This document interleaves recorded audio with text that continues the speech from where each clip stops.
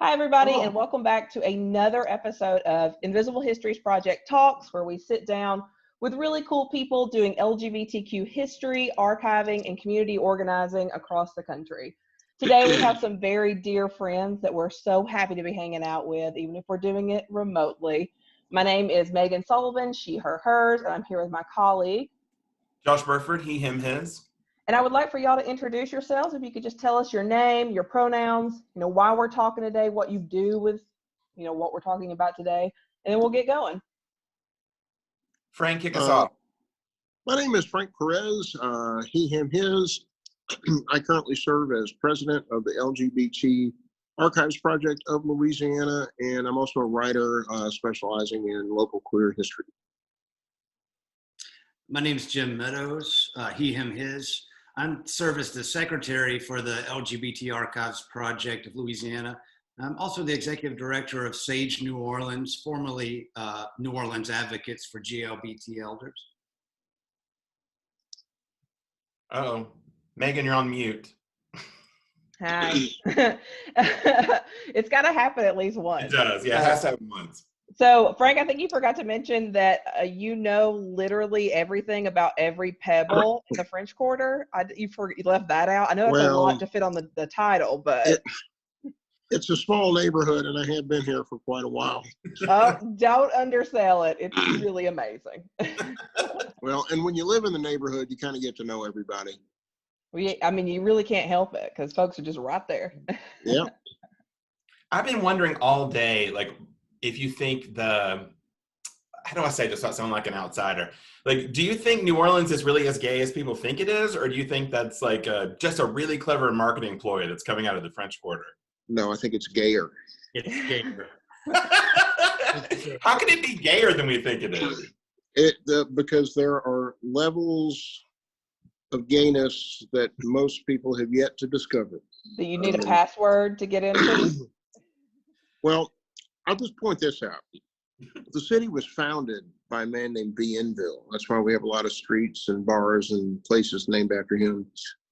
But Bienville was a Frenchman from Montreal who lived into his 80s and never married. Just saying. And he founded the city when he was, 20 years old in 1718. So, well, he was a little older than that, I guess. But anyway, yeah, we've got a lot of gay residents in the French Quarter, a lot of allies, a lot of gay bars, no more lesbian bars, but a lot of LGBT-friendly businesses. Yeah, so it's a pretty gay neighborhood.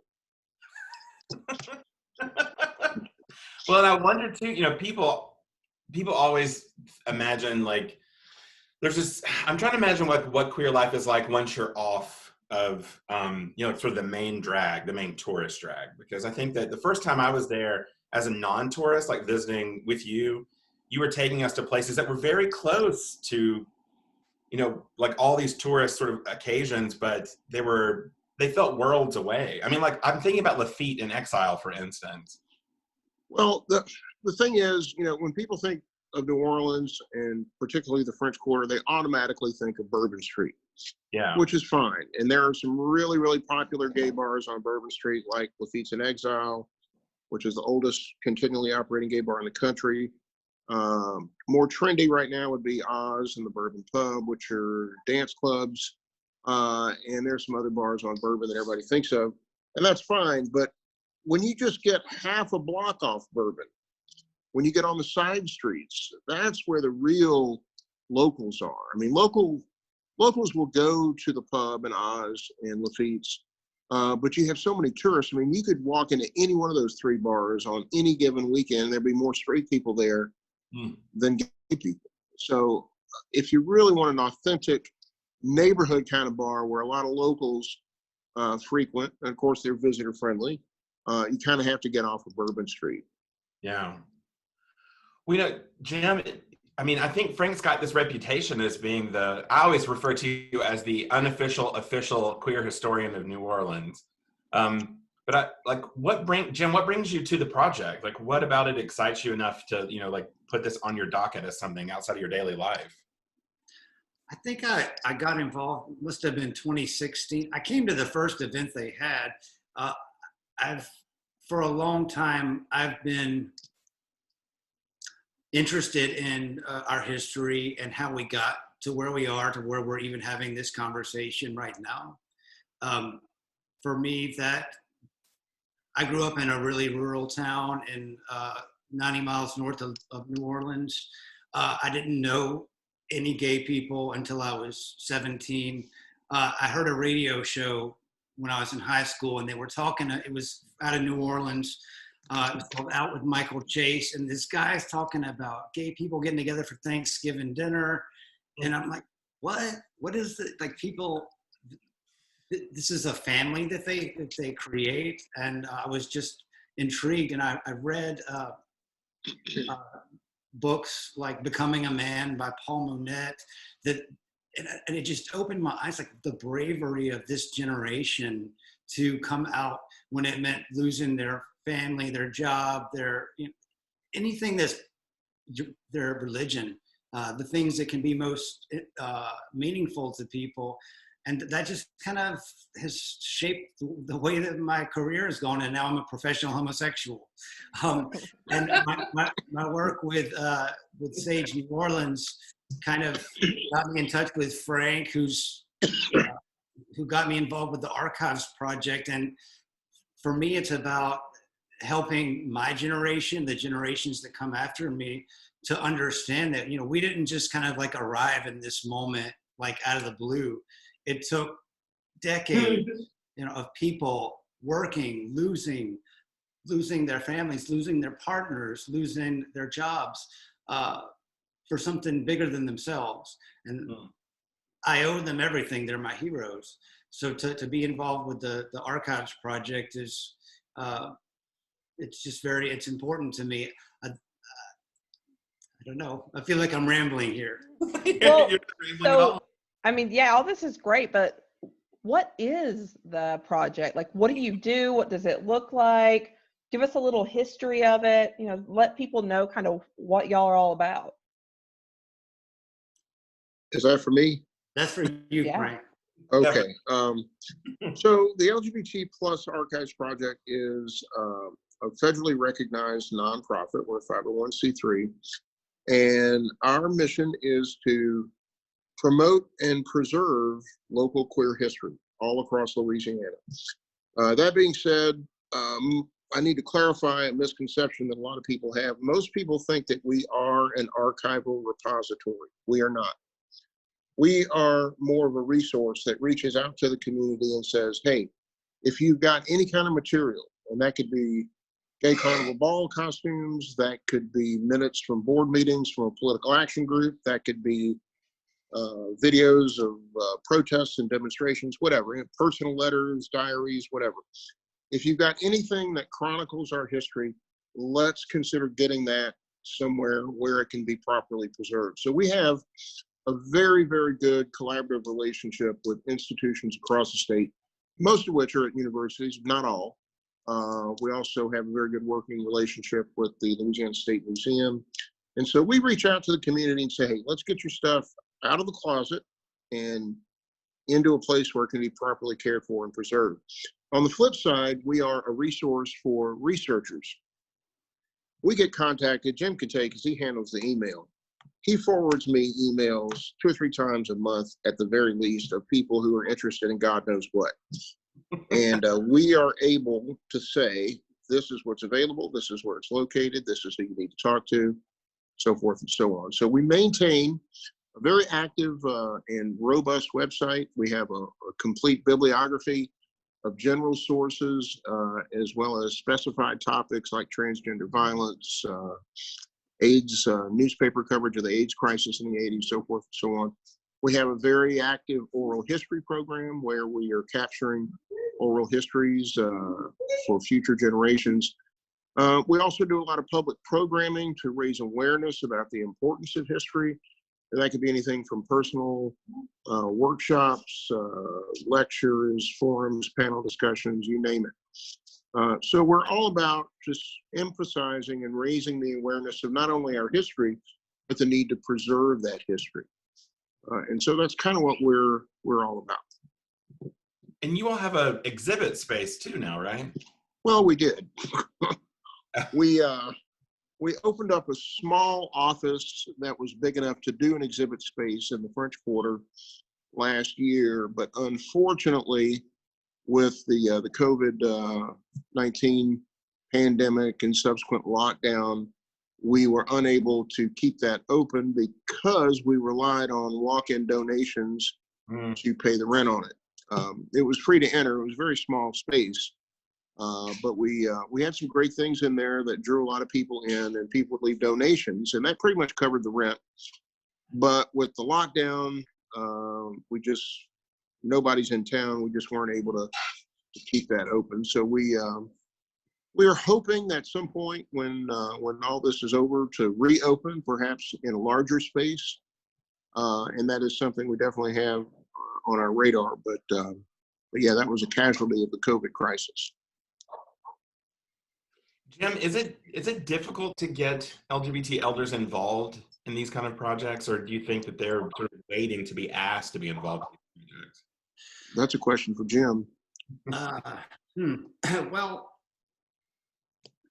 I think it's a mix. I think that when it comes to people who are well connected and have maintained their friendships over the decades, they're probably more likely to have heard about the Archives Project or Sage New Orleans. But there's always going to be the people that were more desperate to reach, those who they lost their partner during the AIDS epidemic. They don't have family in town. They kind of lose their connections, get smaller over time, so they don't necessarily hear about an Archives Project type thing. That's where things like this, where y'all help us get the word out, any kind of public event we're able to be a part of that gets the word out, becomes more important, because to try to reach those harder to find people. So yeah, some people, they're like, I've got this stuff, please come help me. And then there's other people like, how do we find the people we're looking for that have all this great ephemeral stuff or these great videos when they're not involved in the community anymore? Well, casting that net it can be really difficult, because you're right. Like I'm always imagining that I could find people through social media, but you're right. If it weren't for word of mouth, I don't know that we would have gotten the majority of the collections from people over 60. I saw your post today about, you heard about like some guy that was a journalist that you'd never even heard of. No, I'm listening to a national podcast, and there's an interview with a journalist who wrote for the Charlotte Observer, and he wrote for the New York Times, and he was in California and working in San Francisco, and he was from this little tiny town in Mississippi. And as I'm listening to it, I'm like, oh, that's interesting. And then I find out he's still alive. He's teaching journalism. He's in Mississippi. And I'm like, how have I never heard of this guy? Like, we are in Oxford, Mississippi. So how did I miss it? And so there's always pieces that I'm constantly being pushed towards that I didn't know. Yeah, and Jim, for talking about like elder folks and your experience with them, getting this history is important because we need to preserve it. And so it's important for future generations and learning what has happened. But is it also important for elders to be involved in? Like, are there benefits for folks to do this kind of work, to be involved in it? Well, I mean, I think that like everybody, what do we leave behind? When we go is part of our legacy and wanting to be remembered. I think I think that's definitely part of it. If we can give someone that sense of leaving something behind for the future generations, I think it's very important that we look at it that way too. Can I chime in on this? Please. It's obviously, there's an obvious connection between historical preservation and people of advanced age. But I think it's important to remember that you don't have to be old to have something significant. Right. In addition to dealing with personal collections of papers and journals and videos and whatnot, we also deal with organizations. And I'll give an example. A couple of years ago, I personally reached out to the executive director of a group called Breakout, which is a local transgender advocacy group, mostly young women of color, trans women of color, and they work primarily for police reform. And they were founded, I think, in 2007 or something like that. So not a very old organization, but a very important organization doing important work. And I took this trans man to work, or to lunch rather, and talked to him about his organization. And I'd known him before, but I said, Wes, 100 years from now, when a scholar at Tulane or wherever is interested in the trans movement in New Orleans in the early 20th century, what material are they going to have to go to? Mm. And that opened up the conversation. I said, you need to designate an area repository as the official home of your organizational records. And he agreed. And we're happy to report that Breakout's organizational records, most of which is digital, is currently housed at the Newcomb College archives at Tulane University.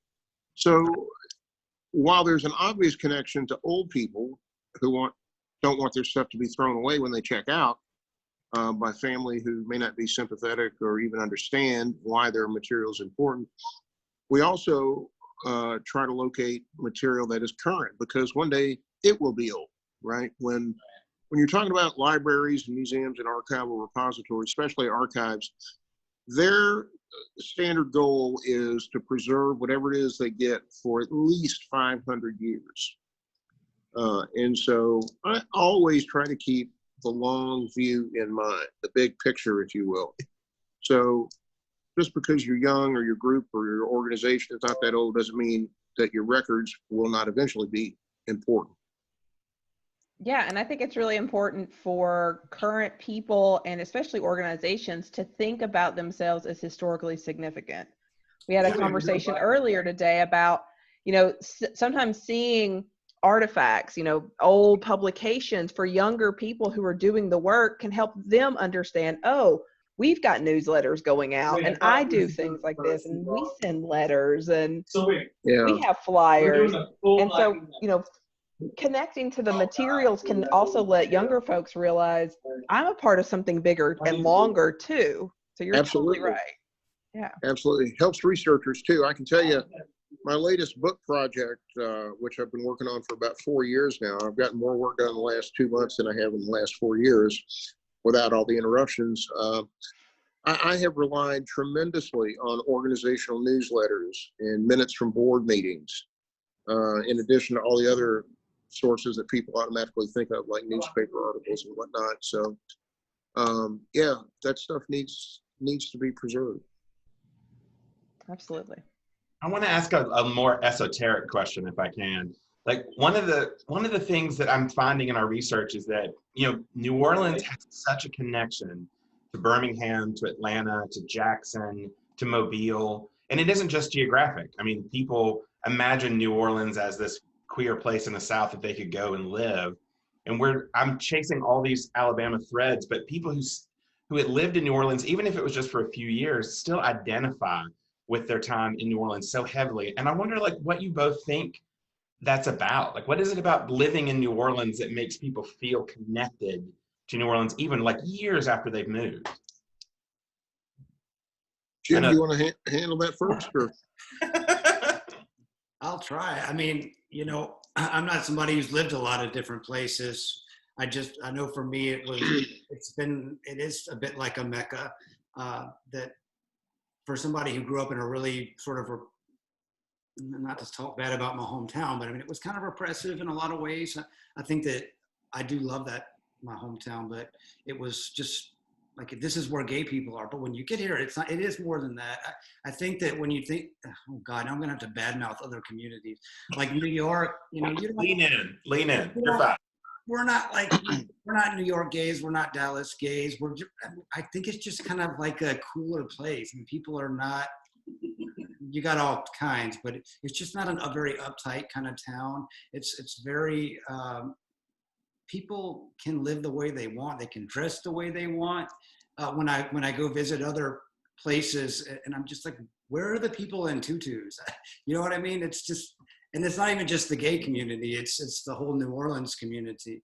I think what you're hitting on there, Jim, is the fact that New Orleans is just weird and unique and has an appeal Yes, it is mad. It has an appeal to people, gay or straight, right? So after Katrina, a local journalist wrote a book about that whole experience. And he said in the introduction, people don't live in New Orleans because it's easy.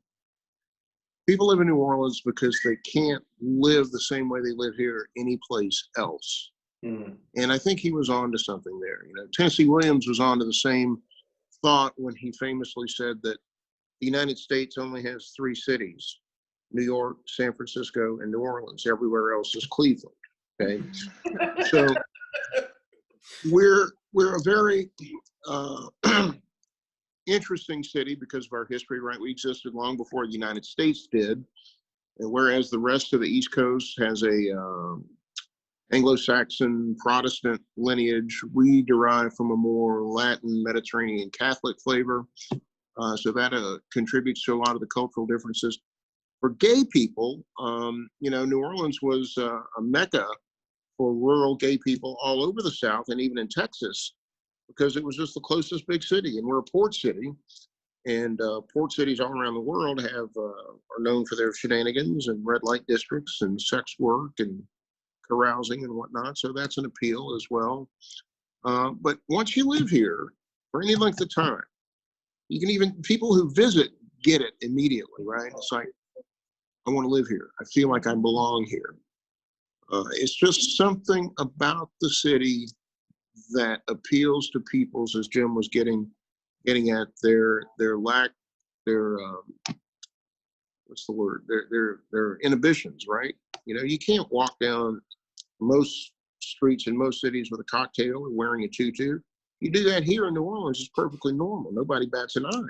Nobody. You know? Yeah, I think for, you know, I'm super biased because New Orleans is my favorite city. I mean, hands down. I'll just come and walk around the streets and be happy as a goose. But I think what you are talking about is a lot of places you go and your otherness is tolerated, maybe, you know, like, oh, okay, you're part. That's But a in good New point. Orleans, your otherness is what it adds value.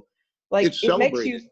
yeah, it's a celebration of being weird and different, and not just like a hidden, but a very visual display of it. And I mean, it's Yes. just so freeing and welcoming and dirty, and I like it.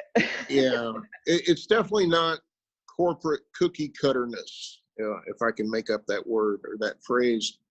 You know, you can just get away with a lot here that you can't elsewhere, and people just are free to do what they want. The other thing I might point out is that in other, you know, every city has a personality, right? New York, for example, great city. Everybody's in a hurry.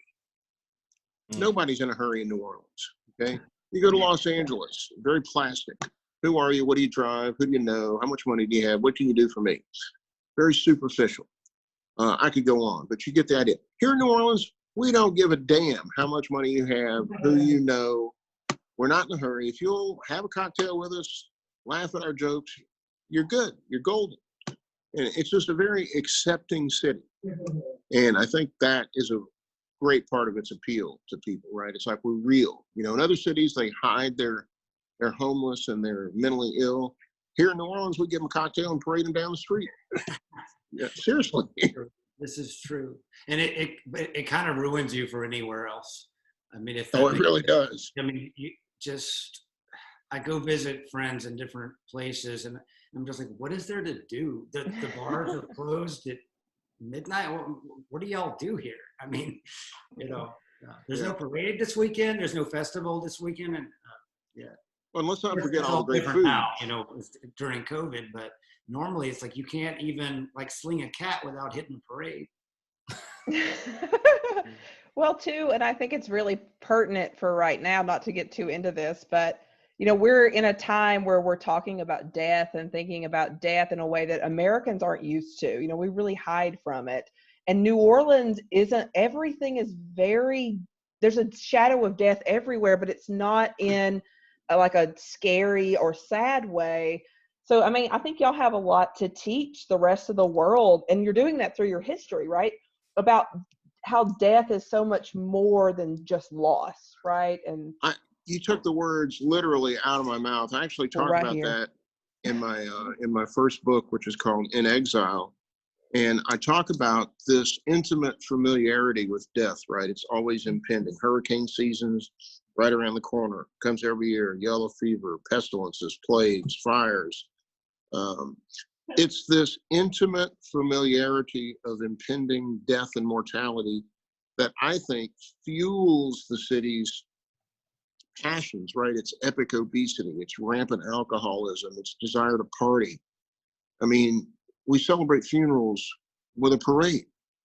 We drink everywhere. You can buy a gallon of whiskey at a gas station on your way to church on Sunday morning, right? It's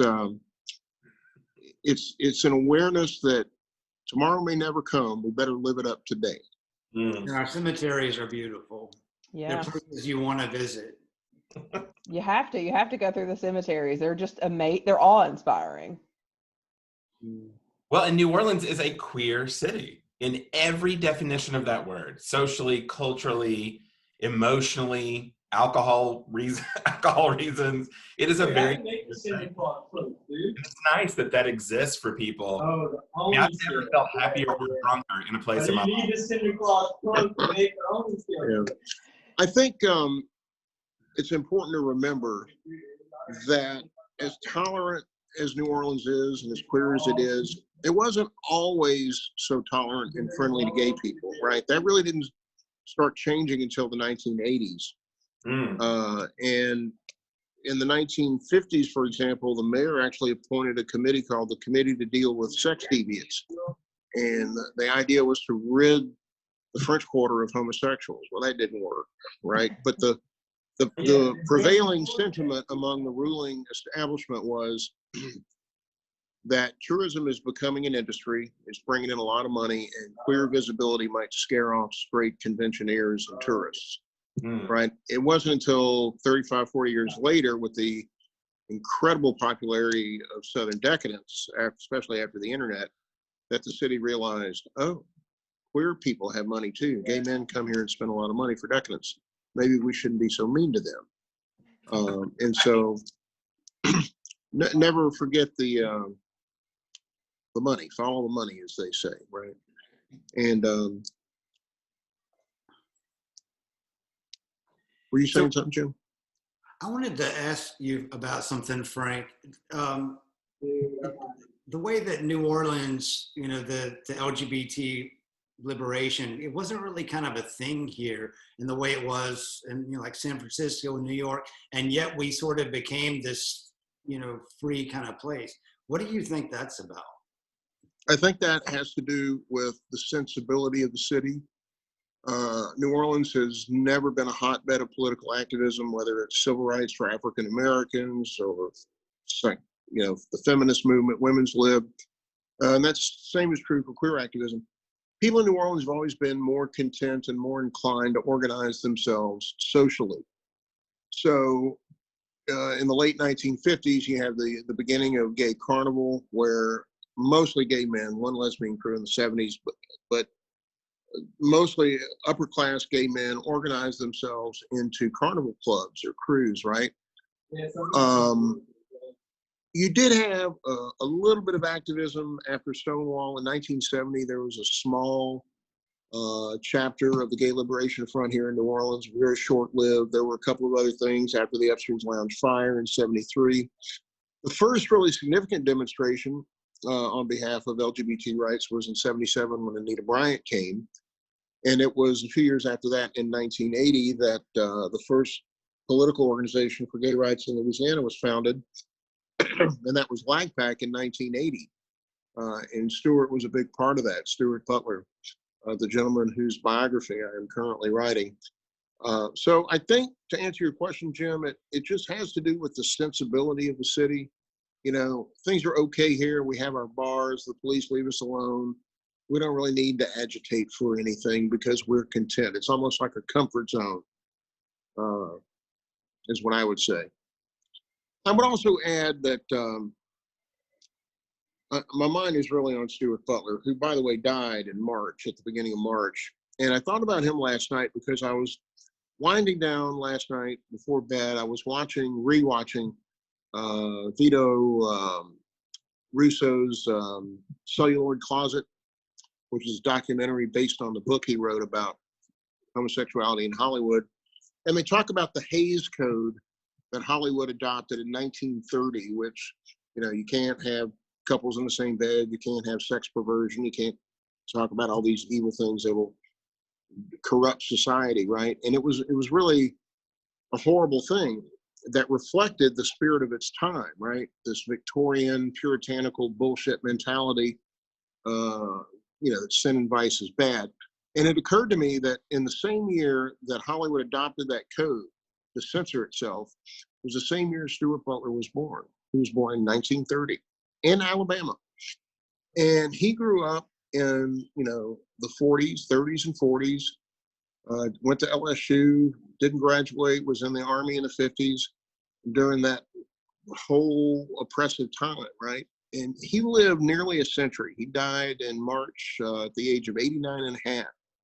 And it occurred to me how far we've come since 1930 to 2020, but just what he witnessed in his life and what he could very much directly take credit for, whether it's trans rights or political rights or discrimination ordinances and whatnot. And it's really, really amazing to me. And to hear Stuart could be annoying, but to me, it was always worth it to take his phone calls or to visit with him, because inevitably he would end up talking about some political battle from 1983 or whatever it is, and he would just be amazed. He would fill you with amazement listening to where he was at, say in the 40s when he was a teenager, to marriage equality, a gay man running for president. I mean, these are shocking developments for a man Stuart's age. And I guess I'm going to start rambling at this point, so I'll shut up. But his life is really, really amazing. And he really deserves a lot of the credit for the LGBT plus Archives Project, because without him, it wouldn't exist. He was really the impetus, him and a man named Mark Gonzalez, who was an attorney and an AIDS activist back in the 80s and early 90s. But if it weren't for men like Stuart, the work we all do would not be possible. So, and this kind of goes with what Jim does with Sage. I think it's really important that we honor our elders. Absolutely. So that's what I'm trying to do in this book. Well, so, I think people are going to be really interested to see what y'all have. And I know y'all have digitized quite a bit of stuff too, or helped to do that. So how can people see your things? How can people get involved, particularly while they're social distancing? Go to the website, which, correct me if I'm wrong, Jim, is lgbtarchiveslouisiana.org. You can just Google it. LGBT Archives Louisiana will come up. Yep. On the website, we have photo galleries, groups, bars, individuals. We have testimonials, transcripts of interviews. We have video footage of an old TV show called Just for the Record, which was an open access television show done by a lesbian woman. And those are amazing. We have a lot of the bibliography, I think I mentioned. We have several bibliographies. The general bibliography in and of itself is pretty amazing because it covers books, films, chapters in books, theses, dissertations, newspaper articles, journal articles, so forth and so on. But there are also specialized bibliographies on transgender violence, AIDS coverage in the 80s, the early AIDS epidemic. I know I'm missing some, but if you just go to the website, it's all there. And you can see who we are and what we do. And you can donate as well on the website. Very important. Support your small nonprofits. Yeah. What I'd say, like if anybody just is looking for one thing to see on our website, watch just for some of the clips from Just for the Record. That's just personally, that's one of the thing that I'm most proud of what we've accomplished is digitizing this public access show that was running in New Orleans in the 80s to the early 90s. You can see, video from the parades at that time, the Pride festivals, All of this happening during the height of the AIDS epidemic. Interviews with, what was the interview with the tennis star where she was dishing about her girlfriend? I mean, it's all Martina kinds of- Navratilova. yeah, you can hear the dirt on Martina. Like this, I'm telling you, just for the record, we owe Valda Lewis so much for all of her work, recording on video, just like hundreds of hours of stuff. And just for the record, it's just a small slice of it. But if you need something to binge on, just for the record. Nice. That's my plug for the website. This is awesome. Well, is there anything else that you would like to share before we end? Just thank you all for what you do. I mean, I follow y'all both on Facebook and Invisible Histories, and every day I'm just so in awe of how much y'all have accomplished over 3 states. I mean, when you're not working on other things, and it's just I look up to y'all. Thank you. Your endorsement check will be in the mail. Thank you both for all that you do. I certainly echo Jim's sentiments there. It's important work, what we're all doing. And, Absolutely. It's not real sexy, but it's very important. Well, sometimes it's sexy. A little bit. Well, thank y'all so much. And thank you everybody for watching, and we'll see you next time. Bye.